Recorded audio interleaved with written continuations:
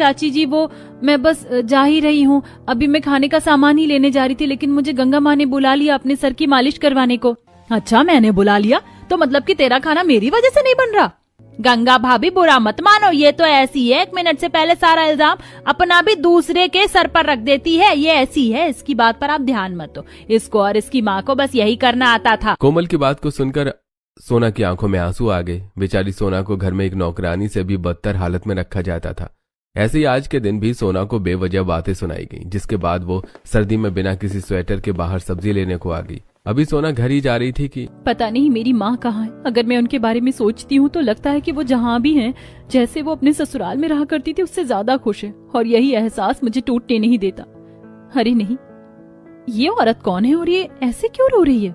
तुम लोग बेईमान हो, बुरे हो, लेकिन भगवान जी सब देख रहे। देखना चंचल, तुम्हारी ये चालाकी तुम्हारे आगे जरूर आएगी। चल चुप कर, दफा हो जा यहाँ से, वरना तुझे कुत्ते की तरह भगा भगा कर भेज दूंगी। क्या बात है, आप क्यों रो रही हैं? और ये औरत कौन थी जो आपके पीछे थी? सुनो, तुम लड़की, मैं नहीं जानती हूँ कि तुम कौन हो, लेकिन जो भी हो बड़ी सीधी सी लगती हो। मैं तुम्हें पूरी बात तो नहीं बताऊंगी, लेकिन इतना जरूर कहूंगी कि तुम अभी जवान हो। कल को तुम्हारी शादी होगी तो तुम किसी ऐसे ससुराल नहीं जाना जहाँ एक भी देवरानी हो, भले ही 10 ननद वाले ससुराल चली जाना, क्योंकि लड़कियां पराए घर की होती है, वो सदा वहां नहीं रहेंगी। लेकिन एक भी देवरानी वाले ससुराल नहीं जाना, नहीं तो तुम्हारी जिंदगी ना खराब हो जाएगी जैसे कि मेरी हुई। देवरानी बड़ी चंट होती है, और खासकर अगर वो जेठानी से ज्यादा अमीर और बड़े घर से आई हो, उनकी आदत अच्छी नहीं होती। साथ ही वो कभी तुम्हारी इज्जत नहीं करती।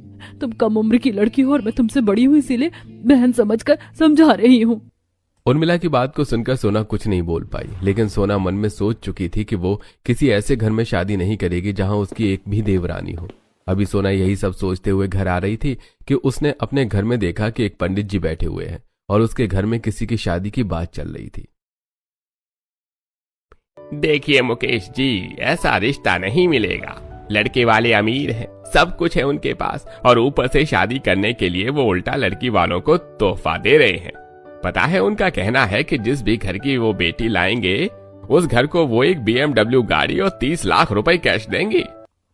मुकेश, सोच नहीं, बस रिश्ता पक्का कर दे। ऐसे रिश्ते क्या खुद चल कर आते हैं?